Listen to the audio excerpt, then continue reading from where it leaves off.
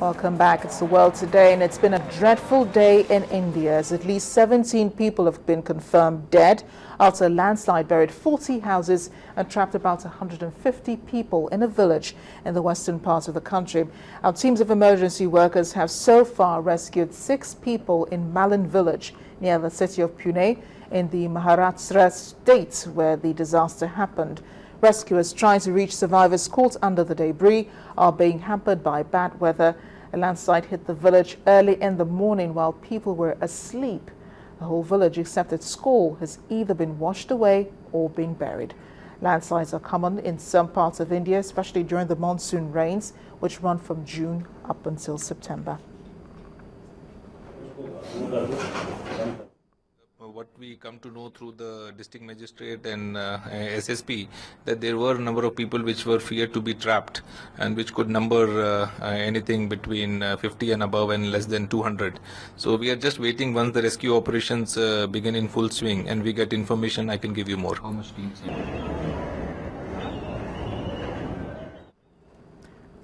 Back here in Africa, we're still keeping our eyes on what's going on in Libya. The battle rages between the government forces and militia. The French government now says it has evacuated French and British nationals from Libya. A French diplomatic source said 40 French nationals, including the ambassador, have been evacuated by ship along with 7 British nationals. For now, France's embassy in Tripoli has been closed temporarily. Libya has been gripped by instability since the 2011 uprising.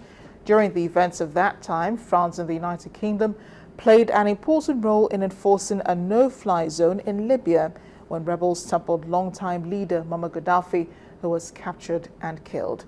Dozens of people have been killed in the fighting in recent weeks, which has centered on the city of Benghazi, where the main military base fell to Islamist-led militants today.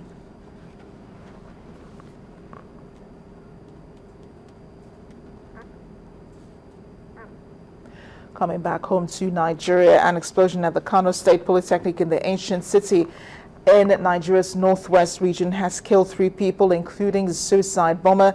The explosion occurred at the institution's administrative building where some of the fresh graduates were checking their names for their National Youth Service posting. Today's explosion is coming about 48 hours after 2 explosions went off in the state. A first was on Monday. It tore through the Hotoro area of the city, killing no fewer than 5 people. Police say the second explosion was also detonated by a female suicide bomber, just like the first. No one is willing to risk being infected with the killer Ebola virus, which has killed more than 670 people here in West Africa. It also includes the United Kingdom, who's afraid of the importation of the virus. A UK Foreign Secretary chaired an emergency COBRA meeting on the issue this afternoon, saying no Britons had been infected so far, and there was no case of the Ebola virus disease in the United Kingdom. But the government is viewing the outbreak very seriously. Meanwhile, several West African airlines have now stopped flying to Liberia and Sierra Leone's capitals amid concerns about the spread of the disease to those countries from Guinea. The move by the airlines comes after an infected American of Liberian descent was found to have flown from Liberia to Nigeria last week. He developed symptoms during the flight. The disease first broke out in 1976 near the Ebola River in the Democratic Republic of Congo. But this is the first time it's been experienced on this scale. In spite of this seemingly despairing news, if vigilance is exercised, one can avoid getting it. There is the concern about Ebola being airborne. It is not airborne. If someone has Ebola and is talking to another person, that other... U.S. Centers for Disease Control and Prevention, CDC, the State Department and colleagues of an American doctor are speaking out after 33-year-old Dr. Kent Brantley, who was working for a relief organization in Liberia's capital, tested positive for the tropical disease Ebola.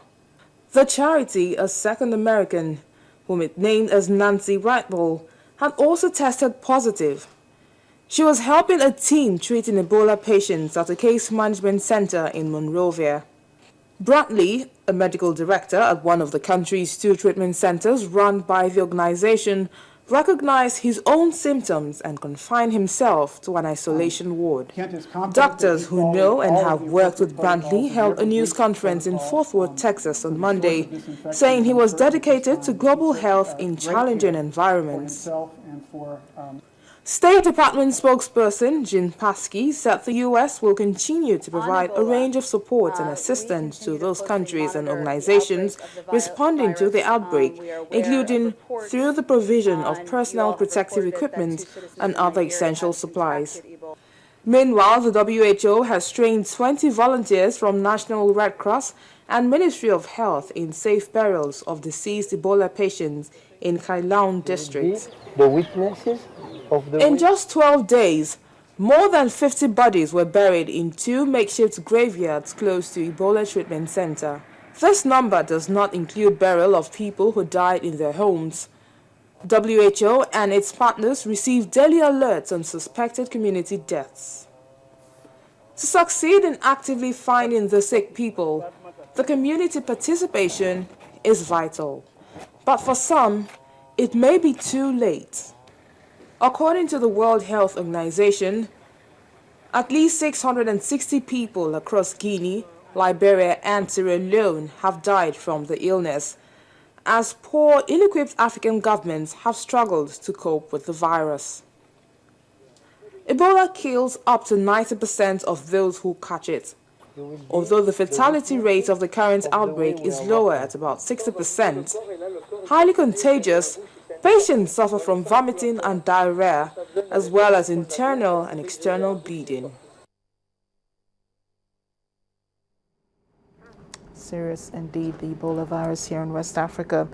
Let's head on now to Washington, D.C., where the U.S. First Lady was guest of honor today at the Mandela Washington Fellowship for Young African Leaders Summit taking place there in the United States capital. Mrs. Obama addressed the 500 fellows, urging them to take Africa's future into their own hands by being change agents. She also advocated child education and women empowerment, among others. Our correspondent Adeshowa Josh, who is at the summit, joins us now via Skype. Adeshowa, hi. You've been there for 3 days with intense discussions, I can imagine. But tell us about Mrs. Obama's session with the young leaders. I'm assuming that a lot of women were at that meeting, so she must have inspired a lot of minds. Oh, yes, she did. Thank you so much, Amarachi. It's been intense, the summit. Today, First Lady, addressed the 500 fellows. Actually, they were the only ones here. We didn't have too much U.S. officials. It was just the fellows and the First Lady. She spoke about women empowerment, child education, and guess what? She was so quick to condemn, or should I use the word, express her concern about the missing Chibok schoolgirls. She said, this kind of situation undermines child education anywhere in the world and in Africa. And she asked the fellows to go back home and make sure that such things do not continue wherever they are. Now, she spoke about a lot of things, but I know that we do not have time to recap and then just go through all of them. She also spoke about women equality. She urged governments across Africa to implement policies. She said it is not the absence of those policies, it is implementation, and that every country that makes women and children, includes them into their policy, would definitely go forward, and that's what Africa needs at this time. You would also recall that President Barack Obama made mention of Adepeju Jayeola during his opening speech. I am honored to have her right beside me. Would you like to say hi? I just wanted her to quickly recap her experiences so far. Adepeju, you're welcome. Thank you. So how has it been for you so far? It's been awesome. It's been a great experience, a great learning experience for me, building businesses, learning about distribution chains, building market lines, all across Africa and beyond. It's been extremely wonderful. The networking event has been so useful. You learn about scaling up businesses, you learn about building businesses, you learn about a lot of things. Right. And then we still go for internships in several other places across the US, and I will be having my internship in an healthcare innovation and service company. What is next for you when you go home? When I go home, well, we won a grant from the United States African Development Foundation that will help us scale up our business in Nigeria. So when I get back home, I would be looking at scaling up my business in Nigeria, forming new partnerships and collaborations across board in the field of maternal and child health in Nigeria. We believe that no woman should die at childbirth. We are glad that Barack Obama believes in us and the USAID believes in us. We hope you do too. All right, thank you so much, Adekweju. So this is one of the many fellows from Nigeria. We're very proud to be Nigerian. Well, she's very proud. I'm very proud to be Nigerian. Well, today the summit ends, but of course there are other meetings that will be held in preparation for the African Leadership Summit. It's back to you now, Marachi. Thanks a lot, Shewa. I can only imagine the energy going on in that room.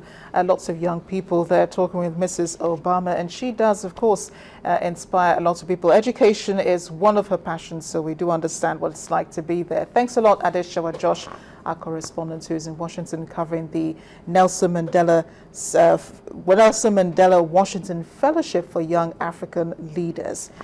Now, as we end the world today, do you like to play in the mud? I don't, but some people do. You should, though, because it's not only a lot of fun, so says my producer, but it's also got immense benefits for the skin. Now, people seeking an especially slim kind of fun during the summer visited the opening day of a popular mud festival in a South Korean coastal city this week. Take a look.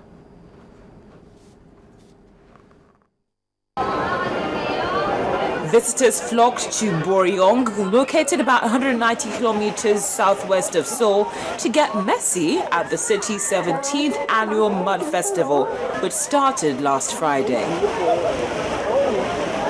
According to event organizers, last year's edition of the festival attracted more than 3 million people. The ritual at the messy event is simple. Visitors arrive in clean clothes and get muddy on slides and in other games. Some areas of the festival site allows revelers to play in an abundance of grayish goo at mud wrestling pits, mud prisons, and in mud baths. There are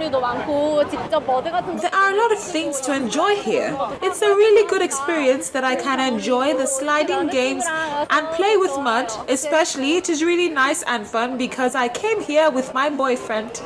Okay.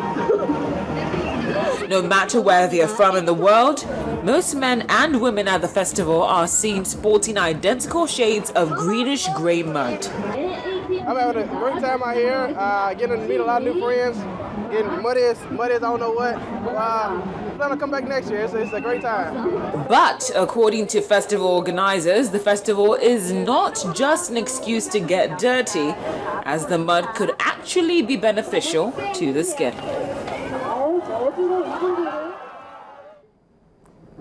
I didn't notice any bathrooms there to take a wash after all that slimy liquid pouring all over you. But guess, whenever tickles your fancy. Thanks for watching The World Today. I am Amarachi Ubani. Sports News is up next in just a few minutes.